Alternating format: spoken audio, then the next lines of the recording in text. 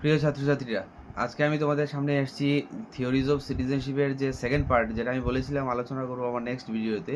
তো সেই বিষয়টার কিছু অংশ বাকি আছে, যেটা তোমাদের বোঝার সুবিধার্থে আমি আলোচনা করছি। এবং পাশাপাশি আরেকটা কথা বলছি যে থিওরিজ অফ সিটিজেনশিপ নিয়ে যে প্রথম যে ভিডিওটা করেছি, সেটা মূলত তোমাদের নোটস তৈরি করার জন্য পর্যাপ্ত। তারপরেও কিছু স্টুডেন্ট আছে যারা এই বিষয়টা নিয়েও জানতে চেয়েছে, তো যে কারণে আমি এই যে যেটা এক্সট্রা পার্ট সেটা নিয়েও তোমাদের সামনে এসেছি। এক্সট্রা পার্ট বলতে যেটা আমি বলেছিলাম আলোচনা করাকালীন, যে টিএইচ মার্শালের কথা, যে অ্যাকর্ডিং টু টিএইচ মার্শাল যে থিওরিজ অফ সিটিজেনশিপ বা সিটিজেনশিপ সম্পর্কে বা সংক্রান্ত ওনার আলোচনাটা কেমন ছিল বা কীভাবে উনি সেটাকে তুলে ধরেছেন।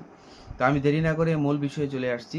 দেখো, টিএইচ মার্শাল যে ডেভেলপমেন্ট অফ সিটিজেনশিপ, অর্থাৎ সিটিজেনশিপের যে বিবর্তন বা উন্নয়ন বা গ্রোথ যেটাই আমরা বলি, সেটাকে তিনটে স্টেজের মাধ্যমে তুলে ধরার চেষ্টা করেছেন। এবং উনি বলেছেন যে তিনটে স্টেজ মূলত এই যে ডেভেলপমেন্ট যেটা সিটিজেনশিপের, সেটার মূলত তিনটে স্টেজ ছিল বা আছে। প্রথমত উনি যেটা বলেছেন সেটা হচ্ছে 18th সেঞ্চুরির কথা, যেখানে বলা হয়েছে বা যেখানে উনি বলেছেন, আমরা যদি চিন্তা করি বা আমরা যদি দেখি যে টিএইচ মার্শাল প্রথম দিকে অর্থাৎ 18th সেঞ্চুরিতে উনি সিভিল রাইটসের কথা তুলে ধরেছেন, সিভিল রাইটস এবং লিবার্টির কথা তুলে ধরেছেন, যেটা 18th সেঞ্চুরিতে সবচেয়ে বেশি আমরা কি বলবো প্রভাব ফেলেছিল। তারপর আসছে আমরা যদি দেখি 19th সেঞ্চুরিতে আমরা অ্যাকর্ডিং টু টিএইচ মার্শাল যেটা উনি বলেছেন যে সেটার সেকেন্ড ফেজের যে বিবর্তন বা উন্নয়ন, যেটা সেখানে আমরা দেখি যে 19th সেঞ্চুরিতে পলিটিক্যাল রাইটের কথা বলা হয়েছে, নাগরিকদের যে রাজনৈতিক অধিকার সেটা নিয়ে মূলত রাজনৈতিক অধিকারের বিষয়টাই মূলত চর্চার বিষয় ছিল। এবং আমরা যদি third phase according to TH Marshall দেখি, সেটা হচ্ছে 20th সেঞ্চুরি, এবং যেখানে উনি সোশ্যাল রাইট বা সামাজিক অধিকারের কথা বলেছেন। এজ ফর এক্সাম্পল আমরা যদি বলি, সেখানে আমরা বলতে পারি যে বিভিন্ন ধরনের ওয়েলফেয়ারের যে বিষয়গুলো আছে, জনগণ বা ব্যক্তিবর্গের বা কি বলবো নাগরিকদের যে সামাজিক অধিকারগুলো আছে, সেই অধিকারগুলো নিয়ে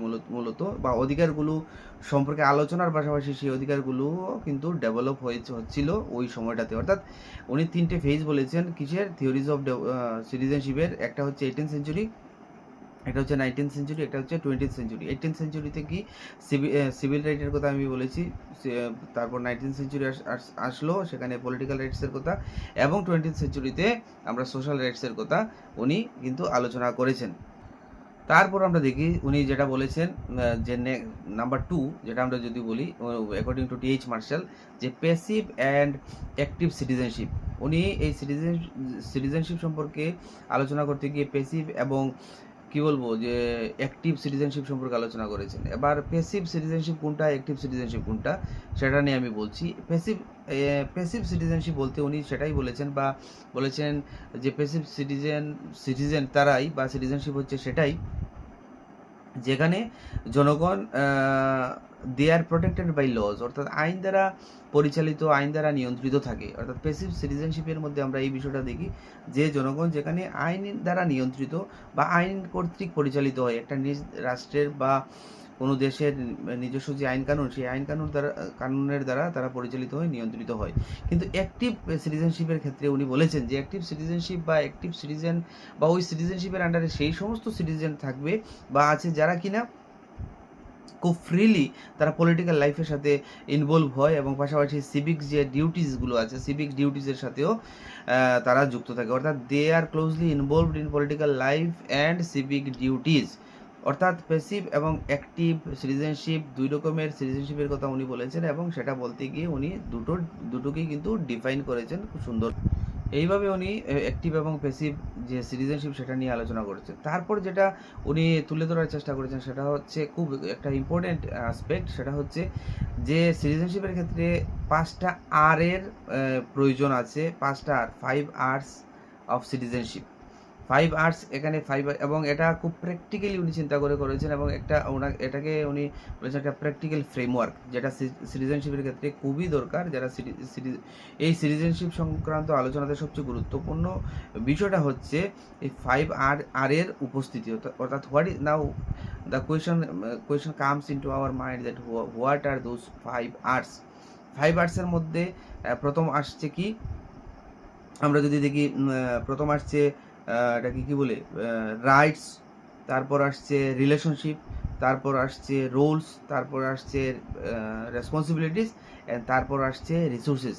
এই বিষয়গুলো থাকতে হবে এবং এই বিষয়গুলোই মূলত খুব প্র্যাকটিক্যালি চিন্তা করে উনি এই বিষয়গুলো তুলে ধরেছেন এবং বলেছেন একটা রাইটফুল এবং সঠিক যদি সিটিজেনশিপের যে ধারণা সেটাকে বুঝতে হয় তা বা সিটিজেনশিপ তখনই আকরি করতে ফলপ্রসূ হয় বা আকরি করতে সেটা কি বলবো যে আমরা আমাদের দ্বারা বুঝতে সক্ষম হব, আমরা বুঝতে সক্ষম হব যখন এই 5R এর উপস্থিতি থাকবে, অর্থাৎ রেসপন্সিবিলিটি, রোলস, রেসপন্সিবিলিটি, প্রথমে হচ্ছে রিলেশনশিপ, তারপর হচ্ছে রোলস, তারপর হচ্ছে রেসপন্সিবিলিটিস, তারপর হচ্ছে রাইটস, তারপর হচ্ছে রিসোর্সেস।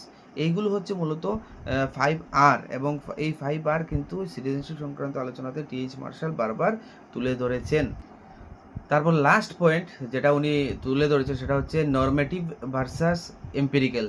নরমেটিভ ভার্সাস এম্পিরিক্যাল বলতে নরমেটিভ ভার্সাস এম্পিরিক্যাল যে দৃষ্টিভঙ্গি উনার, সেটা বলতে উনি কি বুঝিয়েছেন বা সেটা কেনই বা আলোচনা করেছেন, সেখানে উনি বলেছেন যে নরমেটিভ যে অ্যাপ্রোচ বা নরমেটিভ যে পার্সপেক্টিভ সেটা থেকে উনি বোঝানোর চেষ্টা করেছেন যে জনগণ বা নাগরিকের কী ধরনের অধিকার বা ডিউটিস থাকা উচিত। ঠিক আছে, আমি আবার বলছি, জনগণ বা নাগরিকের কী ধরনের ডিউটিস বা রাইটস থাকা উচিত। আবার যদি আমরা এম্পিরিক্যাল যে অ্যাপ্রোচ বা সাইডটাকে আমরা দেখি, সেখানে বলা হয়েছে জনগণ যে রাইট অ্যাভিল করছে সেই রাইটের প্রেক্ষাপটে বা অধিকারের প্রেক্ষাপটে তারা কিভাবে বিহেভ করছে বা তাদের আচরণটা কেমন। সুতরাং এই নরমেটিভ এবং যে এম্পিরিক্যাল যে অ্যাপ্রোচ দিকটা সেটাও কিন্তু টি.এইচ. মার্শাল তুলে ধরেছেন বা ধরার চেষ্টা করেছেন। তো এই হচ্ছে সামগ্রিকভাবে আমাদের টি.এইচ. মার্শালের যে আলোচনা সিটিজেনশিপ সংক্রান্ত, এটা আমি তোমাদের সামনে তুলে ধরলাম। তোমরা তোমাদের বোঝার সুবিধার্থে সেটা কাজে লাগবে আশা করছি। ঠিক আছে, সবাই ভালো থাকবে, সুস্থ থাকবে।